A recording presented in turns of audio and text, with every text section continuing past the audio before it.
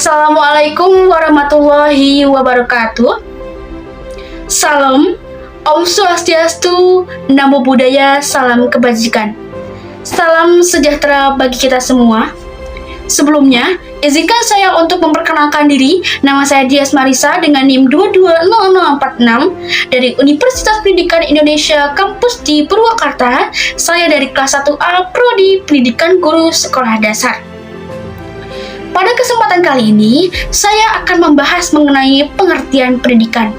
Dan dalam video ini akan ada 4 pokok pembahasan, di antaranya pengertian pendidikan menurut para ahli, pengertian pendidikan ditinjau dari ruang lingkupnya, pengertian pendidikan ditinjau dari pendekatan ilmiah, dan pengertian pendidikan ditinjau dari pendekatan sistem. Baik, untuk pembahasan yang pertama, saya akan membahas mengenai pengertian pendidikan menurut para ahli. Yang pertama, menurut KBBI. KBBI atau Kamus Besar Bahasa Indonesia mengartikan pendidikan sebagai proses pembelajaran bagi setiap individu untuk mencapai pengetahuan dan pemahaman yang lebih tinggi mengenai objek tertentu dan spesifik. Yang kedua, menurut Diyarkara.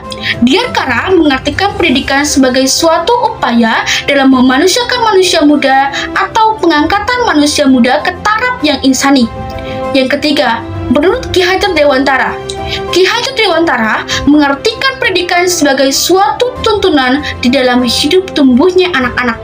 Maksudnya ialah pendidikan menuntut segala kekuatan kodrat yang ada pada peserta didik agar manusia dan anggota masyarakat dapat mencapai keselamatan dan kebahagiaan hidup yang setinggi-tingginya.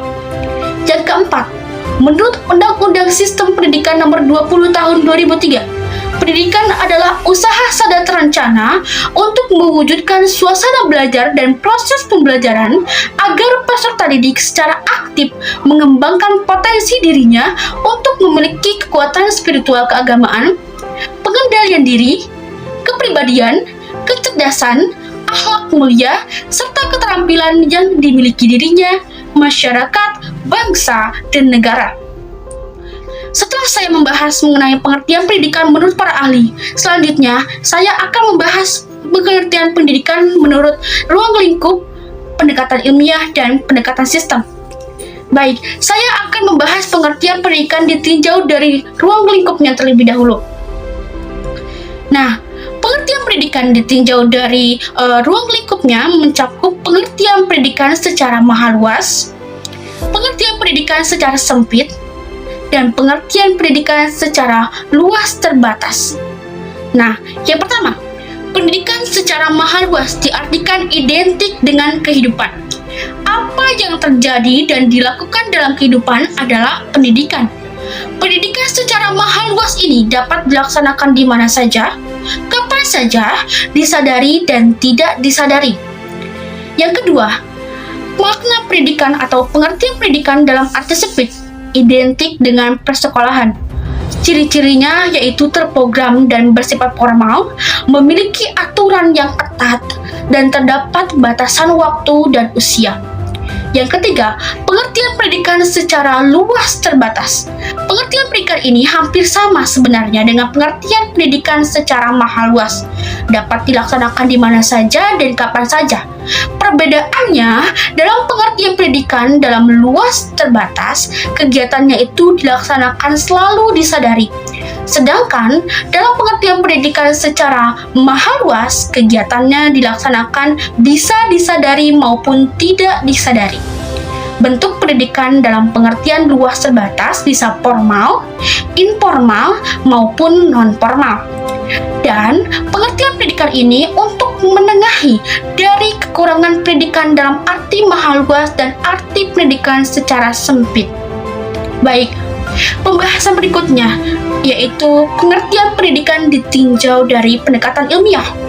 Pendidikan dapat diartikan dalam kajian psikologi, sosiologi, antropologi, ekonomi, dan politik. Yang pertama, menurut psikologi, pendidikan adalah individualisasi dan personalisasi, yaitu membantu peserta didik atau individu agar dapat tumbuh kembang secara optimal. Yang kedua, menurut sosiologi, pendidikan adalah sosialisasi, yaitu membantu peserta didik agar dapat berinteraksi dengan lingkungan sekitarnya. Yang ketiga, menurut antropologi, pendidikan adalah enkulturasi, yaitu mewariskan nilai-nilai dari generasi tua kepada generasi muda. Yang keempat, menurut ekonomi, pendidikan adalah investasi, yaitu penanaman modal dengan bentuk peningkatan kualitas sumber daya manusia untuk mempersiapkan kerja yang profesional sehingga dapat menghasilkan materi yang lebih besar dari modal yang dikeluarkan selama mengikuti pendidikan. Selanjutnya, menurut politik, pendidikan adalah simpilisasi, yaitu membantu peserta didik menjadikan warga-warga negara yang baik yang dapat menjalankan kewajiban dan haknya sebagai warga negara. Selanjutnya, ditinjau dari pendekatan sistem. Tapi sebelumnya, saya akan membahas terlebih dahulu apa itu sistem. Apa itu sistem? Sistem merupakan suatu kesatuan yang terintegrasi, yang di dalamnya terdiri atas beberapa komponen yang saling keterhubungan untuk mencapai tujuan yang telah diharapkan. Berdasarkan pengertian tersebut, maka ada beberapa ciri dari sistem, yaitu sekumpulan atau keseluruhan yang terdiri dari komponen-komponen atau bagian-bagian. Komponen-komponen merupakan satu kesatuan yang tidak dapat dipisahkan. Komponen-komponen mempunyai hubungan satu sama lain. Setiap komponen memiliki tujuan dan fungsinya masing-masing. Salah satu model sistem sederhana, model input, proses, output.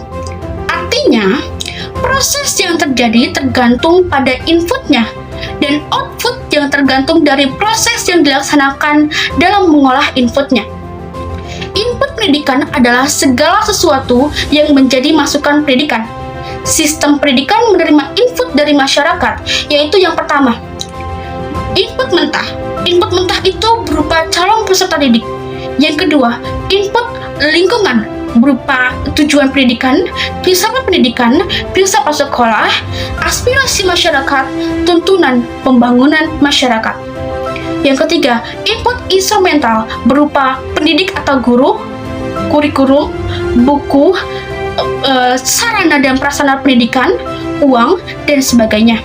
Nah, proses pendidikan merupakan proses transformasi, yaitu interaksi fungsional antara berbagai komponen input dalam mengubah masukan mentah menjadi hasil output yang diharapkan setelah mengalami proses transformasi dalam bentuk proses belajar dan mengajar, bimbingan, latihan, ujian, dan lain-lain, maka sistem pendidikan menghasilkan output berupa manusia yang telah terdidik, yang telah merubah meningkat kualitasnya dalam aspek pengetahuan, keterampilan, dan sikap atau nilai.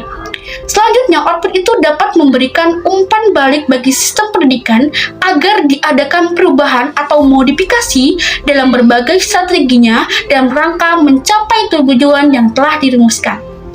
Mungkin sekian yang dapat saya sampaikan. Mohon maaf apabila masih terdapat kekurangan dan kesalahan. Wassalamualaikum warahmatullahi wabarakatuh. Salam santi santi om, namo buddhaya, salam kebajikan.